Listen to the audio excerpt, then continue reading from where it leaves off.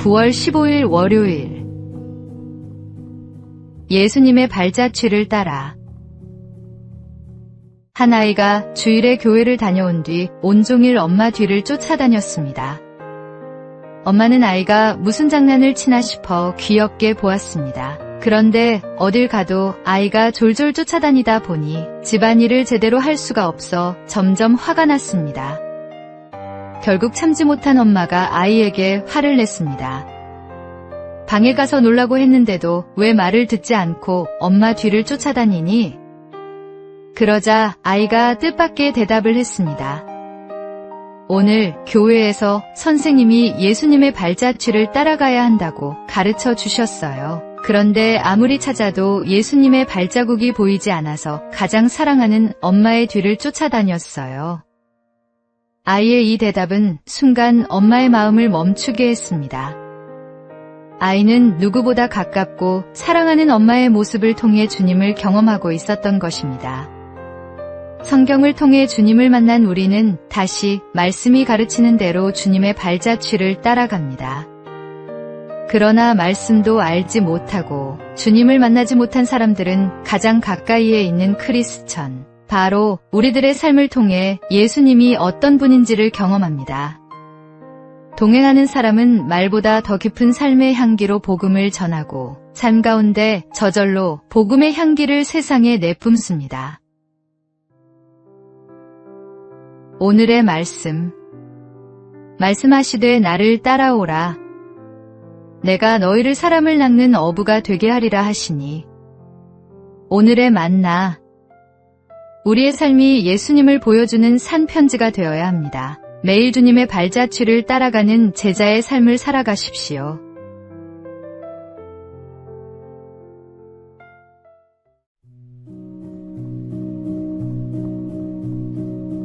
(9월 16일) 화요일 합격 사과의 교훈. 일본 아오모리현은 일본 사과 생산량의 절반을 넘게 차지하는 유명 사과 산지입니다. 어느 해 가을 초강력 태풍이 이 지역을 2번이나 지나가 사과 생산량의 90%가 떨어지는 강력한 재해가 일어났습니다. 한 해 농사를 완전히 망친 농민들이 떨어진 90%의 사과를 보며 슬퍼하고 있을 때 한 농부는 아직 남아있는 10%를 바라보며 이렇게 생각했습니다. 2번의 태풍에도 살아남은 저 사과에 이야기를 담을 수는 없을까? 불현듯 곧 있을 입시가 떠올랐습니다. 농부는 10%의 사과를 수확해 한 알씩 정성껏 포장해 합격 사과라는 이름을 붙였습니다. 태풍이 2번 지나갔어도 떨어지지 않은 기적의 사과. 합격 사과는 일반 사과보다 가격이 10배나 비쌌지만 수험생을 자녀로 둔 부모들의 열화와 같은 성원에 웃돈을 얹어 판매될 정도로 큰 인기를 끌었습니다. 결국 순식간에 완판되었고 농부는 풍년 때보다 더 큰 수익을 얻으며 회복의 기쁨을 누릴 수 있었습니다. 땅을 보는 사람과 하늘을 보는 사람은 같은 일을 두고도 전혀 다른 해석과 반응을 보입니다. 엘리야는 세상에서 자기 혼자 믿음을 지키고 있다고 생각했지만 하나님은 바알에게 무릎 꿇지 않은 7,000명이 여전히 남아있다고 말씀하셨습니다. 우리 눈에 보이는 현실이 전부가 아닙니다. 믿음의 시선으로 보면 무너진 자리에도 기적은 숨 쉬고 있습니다. 오늘의 말씀. 소망이 우리를 부끄럽게 하지 아니함은 우리에게 주신 성령으로 말미암아 하나님의 사랑이 우리 마음에 부은 바 됨이니. 오늘의 만나. 절망적인 상황에서도 하나님의 희망을 발견하는 지혜가 필요합니다. 남은 것에 감사하며 새로운 가능성을 찾아보십시오.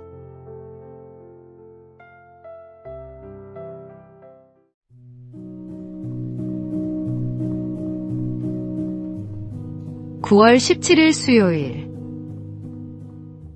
몸의 신호와 마음의 신호. 미국의 심리학자들이 팔짱 끼기에 대한 흥미로운 연구를 한 적이 있습니다. 심리학자들은 첫 번째 그룹의 사람들에게 편안한 자세로 강의를 들으라고 요구했습니다. 다음으로 두 번째 그룹의 사람들에게는 강연 내내 팔짱을 끼고 있으라고 요구했습니다.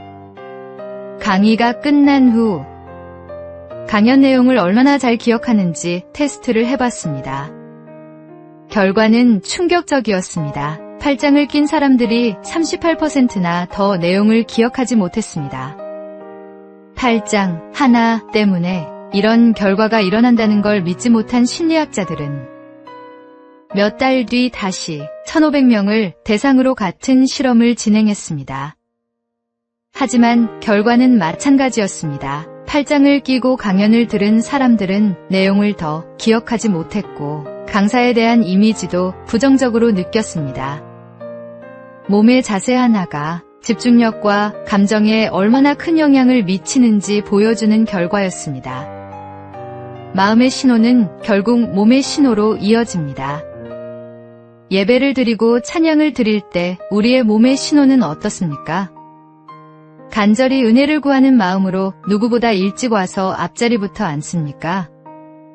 아니면 혼자 있기 편한 자리를 찾아가 적당히 딴 생각을 하다 조용히 돌아갑니까? 주님은 우리의 마음을 보시는 분이지만 마음이 주님께 향한 사람은 말과 행동, 몸짓과 시선으로도 그 마음을 드러내기 마련입니다.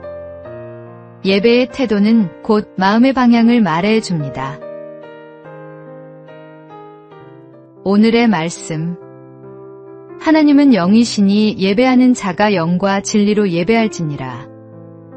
오늘의 만나. 진정한 예배는 마음과 몸이 하나 되어 주님께 드려지는 것입니다. 온 마음과 정성을 다해 하나님을 예배하십시오.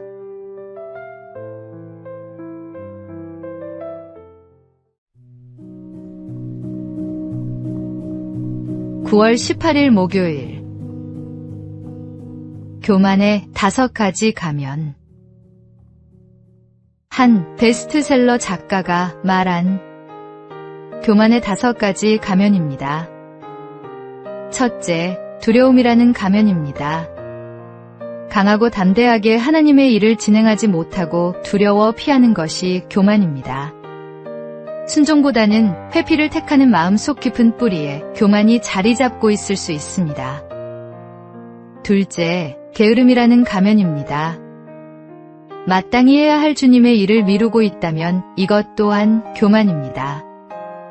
해야 할 줄 알면서도 행동하지 않는 것이 바로 불순종이며 그것은 겸손과 거리가 멉니다. 셋째, 가식이라는 가면입니다. 하나님 앞에서조차 진짜 나의 모습을 드러내지 못하는 것은 교만입니다. 진실한 회개와 솔직함이 없이는 주님과의 친밀함도 없습니다. 넷째, 독립이라는 가면입니다. 하나님의 도움 없이 나 혼자 할 수 있다는 생각도 교만입니다. 의지하는 척하지만 실제로는 자신의 힘을 더 믿고 있는 경우도 많습니다. 다섯째, 빗나간 집착이라는 가면입니다. 철저히 예수님 중심으로 살아가지 못하는 삶은 교만입니다. 내 뜻, 내 계획, 내 방식만 고집하는 것도 결국 나를 주인 삼는 교만입니다. 우리에게 있을 수 있는 우월의식도 열등의식도 모두 교만의 다른 얼굴입니다.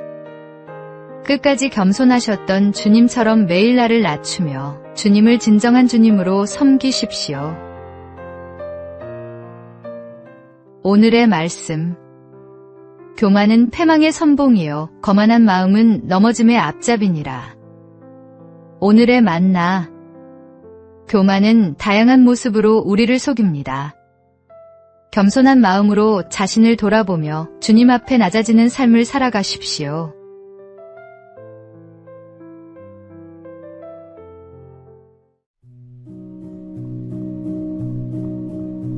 (9월 19일) 금요일. 이발사와 성도의 대화.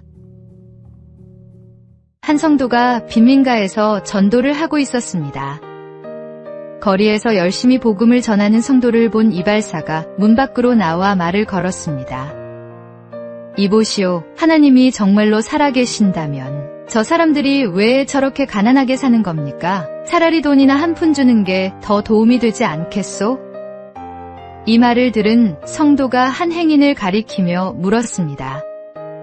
선생님은 솜씨가 아주 좋은 이발사라는 얘기를 들었습니다. 그런데 저 행인의 머리를 왜 저렇게 엉망으로 두고 계십니까? 저 사람이 우리 가게에 오지 않았으니까요. 이발사의 말을 들은 성도가 재빨리 대답했습니다.